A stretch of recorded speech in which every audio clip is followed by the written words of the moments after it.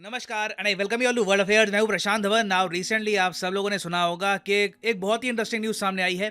Asian athletics championship जो host कर रहा है थाईलैंड की सरकार ने ये डिसाइड किया कि सिंस हम एक इतना बड़ा इवेंट होस्ट कर रहे हैं जहां पे इंडिया, पाकिस्तान, चाइना, नेपाल, पूरे एशिया से टीम्स आएंगी ना, तो इस इवेंट के जो मैस्कॉट हैं ये होंगे लॉर्ड हनुमान। जी हाँ, हनुमान जी को इन्होंने एशियन एथलेटिक्स चैंपियनशिप का मेन मैस्कॉट बना दिया। और यहाँ पे आप देख पाएंगे ये है इमेज। अब यहाँ पे आप ऑफ कोर्स एक क्वेश्चन प्रेजेंट करेंगे कि थाईलैंड में हनुमान जी को ऐसे डिपिक्ट क्यों किया जाता है। तो इस वीडियो में मैं आपको बताऊंगा कि थाई कल्चर में किस तरीके से हिंदू इन्फ्लुएंस आपको वेरियस जगह पे दिखेगा। इनकी रामायण में भी आर्ट फॉर्म अलग कैसे होती है, बहुत कुछ यहाँ पे आपको जानने को मिलेगा। मगर आगे बढ़ने से पहले आपसे क्वेश्चन पूछूंगा। क्वेश्चन ये है कि जेंस स्टोलनबर्ग, ये नाम फिर से बहुत ही ज़्यादा न्यूज़ में है। आपको बताना है कि जेंस स्टोलनबर्ग इनमें से किस संगठन को हेड करते हैं। ये हैं यहाँ पे आपकी ऑप्शंस, G20, नेटो, SCO या फिर बिम्स्टेक। कमेंट सेक्शन में करिए उत्तर, सही आंसर आपको मिलेगा वीडियो के एंड में। ओके, हिंदुइज्म की अगर हम बात करें तो दुनिया भर में ज़्यादातर स्कॉलर्स, रिसर्चर्स ये बात एक्सेप्ट करते हैं कि हिंदुइज्म दुनिया का ओल्डेस्ट रिलीजन है। और हिस्ट्री में एक ऐसा टाइम भी था जब हिंदुइज्म का इन्फ्लुएंस अफगानिस्तान से लेकर ऑल द वे फिलीपींस तक था। और यहाँ पर आप नोटिस कर पाओगे इवन थाईलैंड में भी हिंदुइज्म का बड़ा इन्फ्लुएंस था। एक टाइम पे एक समय था जब थाईलैंड में लिटरली एक हिंदू एम्पायर राज कर रहा था। यहाँ पे मैं बात कर रहा हूँ खमेर एम्पायर की। इसके बारे में आप पढ़ोगे तो आपको पता लगेगा कि इनकी रूट्स हिंदुइज्म से जुड़ी हुई हैं। बाद में ये बुद्धिज्म की तरफ भी बढ़ गए। एक टाइम तो खैर ऐसा आया था कि पूरा India he, majority of India he Buddhist हो गया था। तो इसका इम्पैक्ट कहीं ना कहीं थाईलैंड पे भी आया। तो खमेर एम्पायर आप कह सकते हैं एक हिंदू बुद्धिस्ट एम्पायर था और इन्होंने थाईलैंड पर लंबे समय तक राज किया। इवन 1300 AD तक ये एम्पायर थाईलैंड में बना रहा था। ना सिर्फ थाईलैंड में, आसपास के देशों में भी इनका राज था। ऑफ कोर्स 1300 के आसपास आपको पता होगा चाइना में चंगेज खान अटैक कर रहा था, मंगोल रशिया तक पहुंच गए थे, इंडिया में थी दिल्ली सल्तनत। तो ऐसे टाइम में भी थाईलैंड में एक हिंदू लीडरशिप थी और इसका इम्पैक्ट आज भी मॉडर्न डे थाईलैंड में आपको दिखेगा। थाईलैंड में आज के समय आप अगर देखो तो जो मेजॉरिटी इनकी पॉपुलेशन है वो फॉलो करती है बुद्धिज्म। मगर आप थाईलैंड का एम्बलम देखोगे ना, वहां पे आपको मिलेगा गरुड़। गरुड़ आप सबको पता होगा विष्णु जी की सवारी है। यहाँ पे आप नोटिस कर पाओगे ये इंडिया का एम्बलम है और ये यहाँ पे आप देख पाओगे ये है थाईलैंड का एम्बलम। उसके अलावा इनकी जो कैपिटल है बैंकॉक, उसके बिल्कुल साथ में इनकी एक बहुत ही इंपॉर्टेंट सिटी है जिसका नाम है अयोध्या। ये इनकी बहुत ही पुरानी सिटी है, काफी बार इस सिटी पे अटैक भी हो चुका है और इस सिटी का नाम भी आप समझ सकते हैं अयोध्या के नाम से रखा गया था। तो रामायण महाभारत का इन्फ्लुएंस थाईलैंड के कल्चर में आप बहुत जगह देखोगे।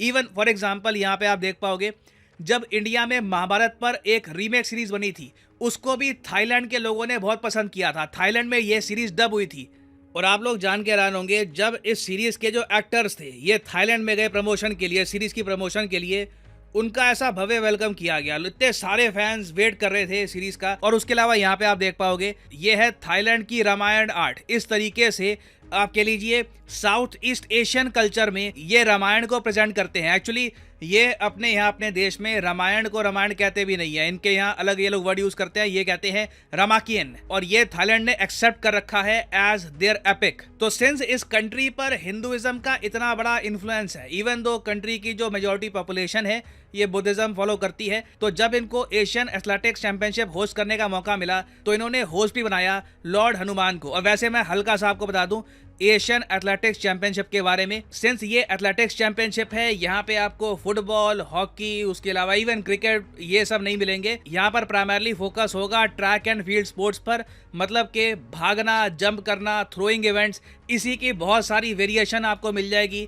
100 metre race, 200 metre race and so on. और इंडिया की तरफ से 50 से ऊपर एथलीट्स पार्टिसिपेट करेंगे इस बार एशियन एथलेटिक्स चैंपियनशिप में। अगर आप सोच रहे हैं कि सिंस ट्रैक एंड फील्ड यहाँ पे है तो जैवलिन थ्रो भी इसका पार्ट होगा और फिर नीरज चोपड़ा भी यहाँ पर गए होंगे, तो इसका आंसर है नहीं। नीरज चोपड़ा प्रिपरेशन कर रहे हैं वर्ल्ड एथलेटिक्स चैंपियनशिप के लिए, तो इनकी ट्रेनिंग चल रही है, तो इसलिए एशियन एथलेटिक्स चैंपियनशिप में ये पार्टिसिपेट नहीं कर पाएंगे। और हिस्टोरिकली आप देखो ना तो एशियन एथलेटिक्स चैंपियनशिप में इंडिया की परफॉर्मेंस बहुत खराब नहीं है, बहुत अच्छी भी नहीं है, मगर नॉट बैड। यहाँ पे आप देख पाओगे सबसे ज्यादा मेडल यहां पर जीते हैं चाइना ने, 656 मेडल अकेले चाइना ने जीते हैं। और फिर नंबर 2 पे जापान है, नंबर 3 है इंडिया पे, टोटल 327 मेडल्स हम लोग जीत चुके हैं। और फिर बाकी देश यहाँ पे आपको मिलेंगे। पाकिस्तान बहुत नीचे है लिस्ट में, मैं वो दिखाना नहीं चाहता, पॉइंटलेस है ना। अब मैं आपको दिखाता हूँ कि एशियन एथलेटिक्स चैंपियनशिप की वेबसाइट में इन्होंने लॉर्ड हनुमान के बारे में क्या बात लिखी है। अब इधर यहाँ पे आप देख पाओगे, ये है एशियन एथलेटिक्स चैंपियनशिप की मेन वेबसाइट। यहाँ पे सारी जानकारी दे रखी है कि कौन स्पॉन्सर्स हैं यहाँ पर, कौन कौन पार्टिसिपेट कर रहा है। और अलग से यहाँ पे इन्होंने बताया है कि लॉर्ड हनुमान इनके लोगो में आपको दिखेंगे और इनके मैस्कॉट भी लॉर्ड हनुमान ही है। यहाँ पे आप देख पाओगे, ये कह रहे हैं Hanuman the emblem of the competition is a symbol of agility, strength and senses. ये यहाँ पे इन्होंने बात लिखी है। आगे और एक्सप्लेन किया है कि Hanuman is one of the main characters of Hinduism's great epics. Hanuman is regarded to be the spiritual son of the wind god. Properly Hanuman ji की जो हिस्ट्री है, इनको पवन पुत्र क्यों कहा जाता है, ये यहाँ पर समझाया हुआ है। आगे लिखते हैं, as Hanuman exhibits extraordinary abilities in Ram service throughout the adventure including speed, strength, courage and wisdom, the friendship between the two develops and deepens, proving ultimately that Hanuman's greatest ability is in fact his staunch loyalty and devotion। तो बहुत ही सुंदर शब्दों में इन्होंने ये बताया है कि हनुमान जी में बहुत सी एबिलिटीज थी, बहुत ज़्यादा फास्ट थे, स्ट्रेंथ उनमें बहुत ज़्यादा थी, बहादुर थे, करेज, विजडम वगैरह इनमें सब चीज़ें थी।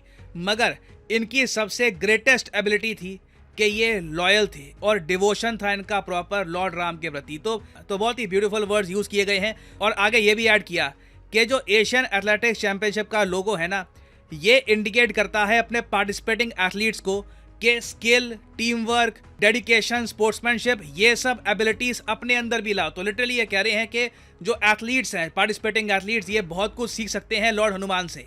नाउ इंडिया में देखिए, कई लोग सवाल ये उठा रहे हैं कि अगर थाईलैंड ये सब कर सकता है, तो वो प्राउडली अपने कल्चर, अपनी हिस्ट्री को सेलिब्रेट कर सकते हैं, तो हम लोग इंडिया में ऐसा क्यों नहीं करते।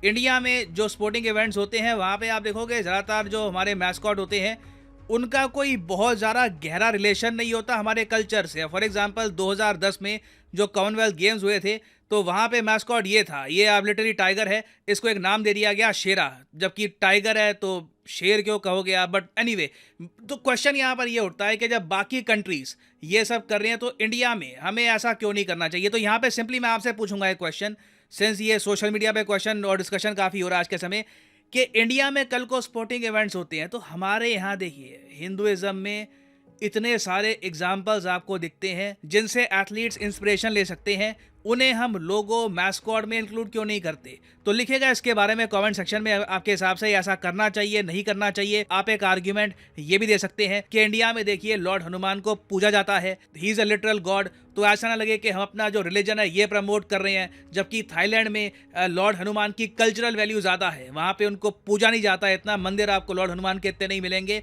मगर कल्चरली उनको बहुत ज़्यादा प्रिय है लॉर्ड हनुमान। तो लिखेगा इसके बारे में कमेंट सेक्शन में, मैं जानना चाहूँगा आपकी ओपिनियन। नाउ फाइनली वापस आते हैं क्वेश्चन की तरफ कि जेंस स्टोलनबर्ग ये आजकल न्यूज़ में है, ये इनमें से किस ग्रुप को हेड करते हैं। तो सही उत्तर यहाँ पे है ऑप्शन बी, नेटो।